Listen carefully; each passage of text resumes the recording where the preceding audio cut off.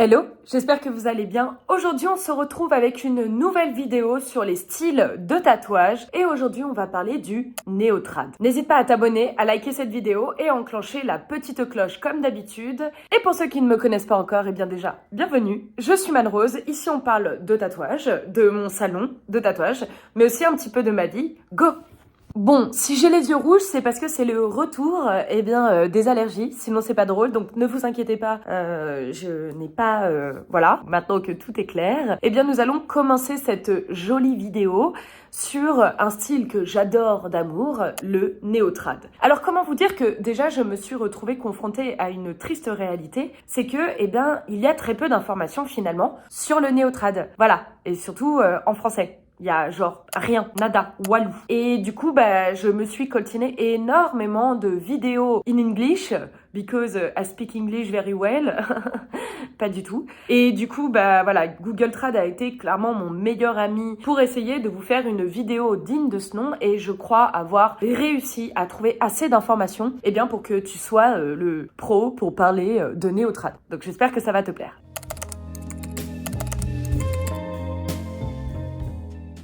Donc déjà, néo signifie nouveau. Jusque-là, tout va bien.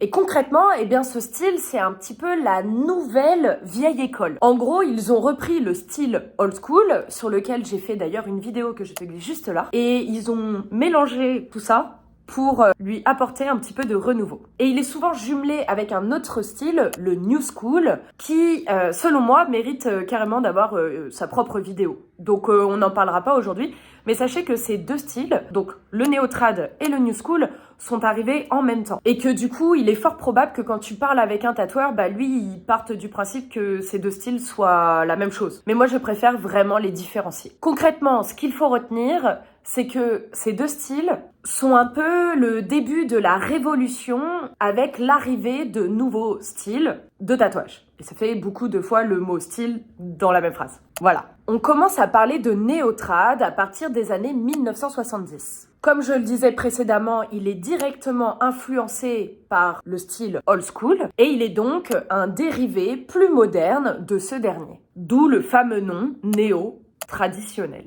C'est un petit peu l'évolution Pokémon finalement du old school. Mais du coup, comment reconnaître le style néo-trad ? Petite tasse en conséquence. On peut le reconnaître grâce à la large palette de couleurs assez puissantes et vibrantes, mais aussi des motifs sur des thèmes beaucoup plus variés. Et on retrouve d'ailleurs aussi une forte influence de l'art nouveau et de l'art déco. Et parfois aussi quelques petites références japonaises. Les pièces néo-trad sont généralement assez imposantes et elles sont connues pour leurs détails décoratifs ainsi que l'utilisation d'images naturelles, telles que les fleurs, des corps humains, et très souvent on retrouve des visages de femmes ou des mains. Et on retrouve aussi beaucoup la représentation d'animaux. Il y a beaucoup de jeux de profondeur avec l'arrivée des ombrages, mais aussi des petites touches de blanc pour rajouter des jeux de lumière. Sans oublier le jeu très intéressant de perspective. Après, vous pouvez aussi retrouver du néo-trad en noir et blanc, ça se fait beaucoup. Maintenant, on va comparer le style old school, que normalement tu connais déjà par cœur, parce que tu as vu mon autre vidéo, et le style néo-trad, et on va comparer l'évolution du style néo-trad à travers le old school. Je te glisse donc de suite un petit tableau magnifique pour que le comparatif soit un peu plus parlant, on va dire. Donc, les points communs entre ces deux styles. Donc, il y a beaucoup de saturation dans les couleurs. Les lignes sont assez marquées dans les deux cas de figure. Et il y a aussi l'utilisation du noir avec pas mal de remplissage. Mais du coup, quel est le plus du néo-trad dans tout ça ?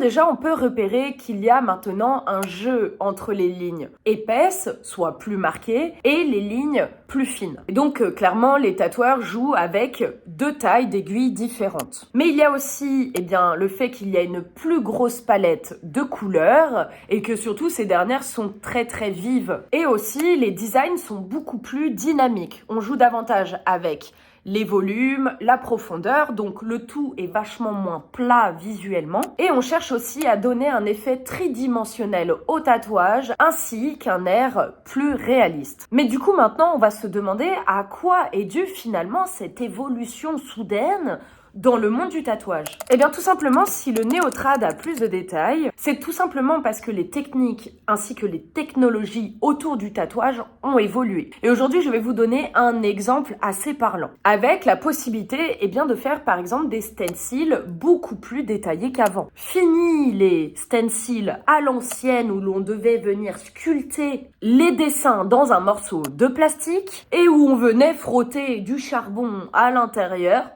pour le coller sur la peau du petit humain que l'on devait tatouer. Cette technique a été remplacée par un nouveau mode de stencil, qui veut dire pochoir, soit dit en passant. Et cette nouvelle technique, elle permet donc des détails vachement plus intéressants, mais surtout, de faire évoluer les styles et d'être un peu plus créatif que juste le mode old school où clairement on proposait donc la rose, l'encre, etc.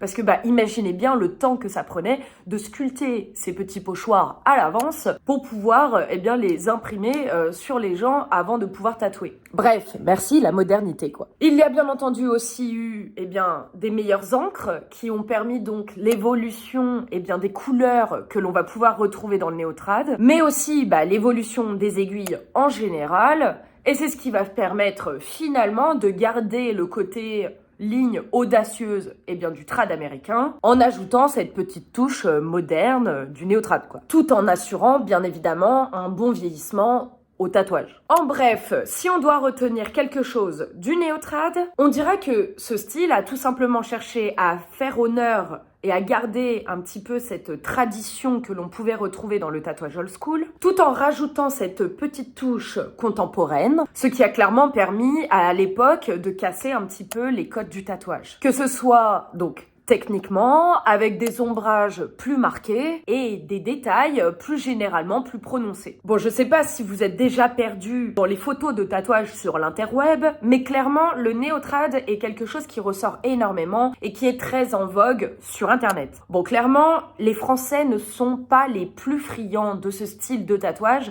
tout simplement parce que le Français, en général, est pas très fan de la couleur. Bon.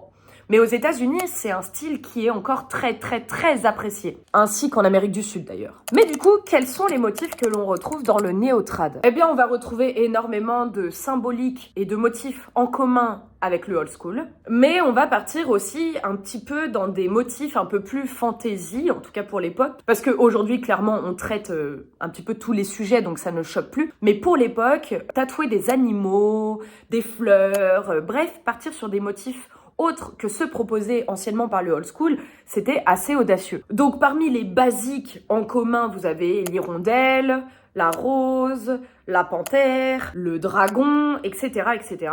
Et parmi les nouveaux motifs que l'on peut retrouver dans le néotrad, il va y avoir beaucoup d'animaux comme l'ours, le héron, le renard, etc., etc. Et puis toutes les fleurs un petit peu sympatoches qui vont avec. Et puis après, avec le temps, comme je le disais, les motifs ont encore évolué.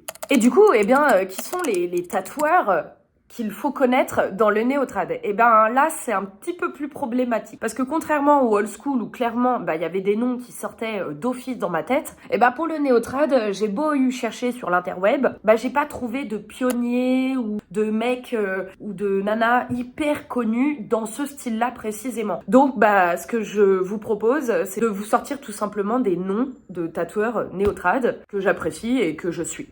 C'est parti. Parmi ceux que je suis, il y a donc Alex Garcia, Jax The Lantern, W.T. Norbert, Evin Pfaff, je sais pas si je l'ai bien prononcé, ou encore Audrey Tatooing et puis bien d'autres. Voilà, je pense que cette vidéo va être assez courte. À chaque fois que je dis ça, en fait, elles sont super longues, mais on verra bien. Je pense que déjà, grâce à cette vidéo, tu auras un peu plus une idée sur ce qu'est réellement le néotrad. J'espère que ça t'a aidé à y voir plus clair. Mais sachez que clairement, elle était pas si facile que ça comme vidéo à réaliser, dû, comme je le disais au tout début, du manque d'informations sur ce sujet, malheureusement. Bref, n'hésite pas à t'abonner, à liker et à enclencher la petite cloche comme d'habitude. Et on se retrouve bientôt pour une prochaine vidéo. Sur ce, prenez soin de vous.